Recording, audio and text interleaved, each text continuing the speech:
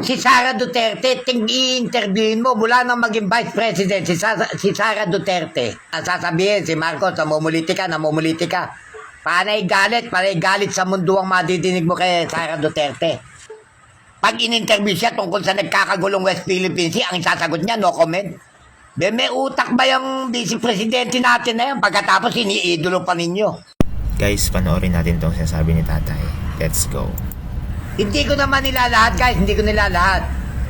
Maraming mga Pilipinong mga maayos ang kaisipan, maayos ang desisyon sa buhay.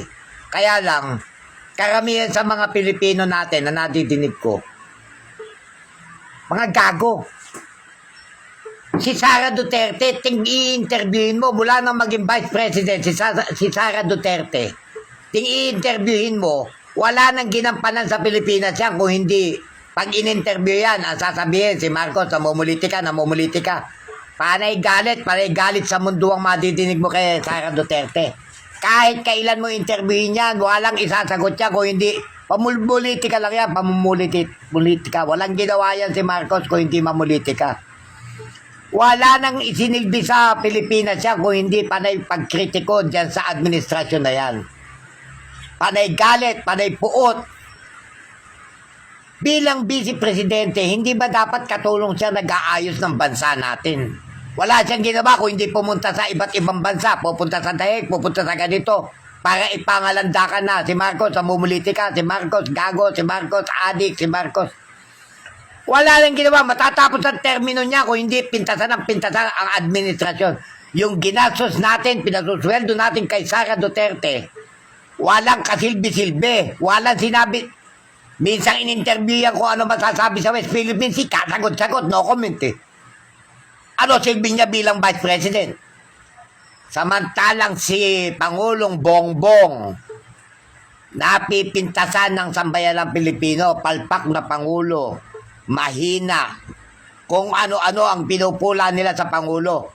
Ni hindi man lang pumupukol ang Pangulo kontra sa kanila. Wala silang madidinig kay Pangulo na si Sara ganito, si Duterte ganito.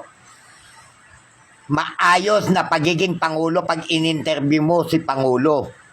Kahit paano, pilit na gumaganap si Pangulong Marcos bilang Pangulo, ginagampanan niya na maiayos ang bansa. Bagamat kulang na kulang pa ang pagtingin natin. Makita mo yung makita mo ang porsyento kung sino ang mas mataas ang rate kay Sara Duterte at kay Marcos. Abante pa si Duterte, abante pa si Sara. Abante pa siya ng 14%. Ibig sabihin nun, ang gusto ng karamihang Pilipino, ang mamumulo kasing gago ni Sara Duterte. Yun ang gusto ng mga tao, yung walang gagawin kung hindi politika, naninira. Abe, walang mangyayari sa Pilipinas. Nagkakahetot-hetot na yung Pilipinas. Panay politika pa yung pinasweldo natin yan bilang Vice Presidente. Ilang milyon, daang milyon ang ginastos natin yan ang nilustay ni Sara Duterte. Daang milyon para sa kung saan mga lakad, kung saan para mamuliti ka. Buong termino ni Sara bilang Vice President, walang ginawa yan kung hindi mga panya.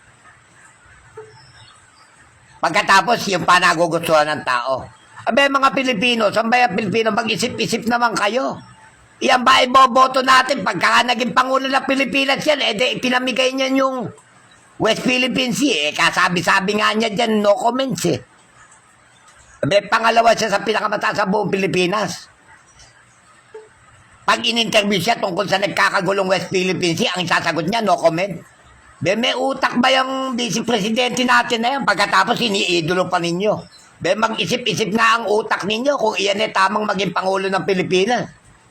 Once again guys, i-comment ninyo ako. Sa mga nagpapalo sa akin, sa mga nag-share sa akin. Once again, thank you so much. Pambasang epi po. I-follow natin to guys.